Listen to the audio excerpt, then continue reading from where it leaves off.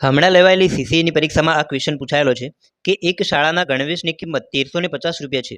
શૈક્ષણિક વર્ષની શરૂઆતમાં સ્ટોર 18% ડિસ્કાઉન્ટ આપે છે, તો ડિસ્કાઉન્ટ પછી ગણવેશની વેચાણ કિંમત કેટલી હશે? તો મિત્રો, ડિસ્કાઉન્ટ આપેલું હોય ત્યારે તમારે શું કરવાનું? હંમેશા તમારી કિંમતમાં ઘટાડો થાય, બરાબર? તો અહીંયા જે તમારી કિંમત છે, માની લઈએ કે 100% વસ્તુની કિંમત હતી. હવે 100% ઉપર એમને 18% ડિસ્કાઉન્ટ આપ્યું. ડિસ્કાઉન્ટનો મતલબ થાય કે આ કિંમત આટલા ટકા ઘટી ગઈ, બરાબર? તો 100% કિંમતમાંથી 18% કિંમત બાદ થાય તો ઓરિજિનલ કિંમત વસ્તુની કેટલી થઈ જાય? હવે 82% થઈ જાય, બરાબર? તો ડિસ્કાઉન્ટ પછી વસ્તુની કિંમત 18% ઘટી અને 82% થઈ જાય. તો અહીંયા 100% એટલે કે 1350 રૂપિયા હતી, એ 18% ડિસ્કાઉન્ટ પછી કેટલા રૂપિયા થઈ એ આપણે શોધવાનું છે, બરાબર? તો અહીંયા આપણે આવી રીતે ગણી શકીએ કે 100% રકમ 1350 રૂપિયા હોય તો 82% રકમ કેટલા રૂપિયા કહેવાય? તો આની ગણતરી માટે શું કરવાનું જુઓ. સૌથી પહેલા 1350 એને તમારે 82 વડે ગુણી અને 100 વડે ભાગી દેવાના. હવે એક જીરો અહીંયા ઉડાડી દઈએ.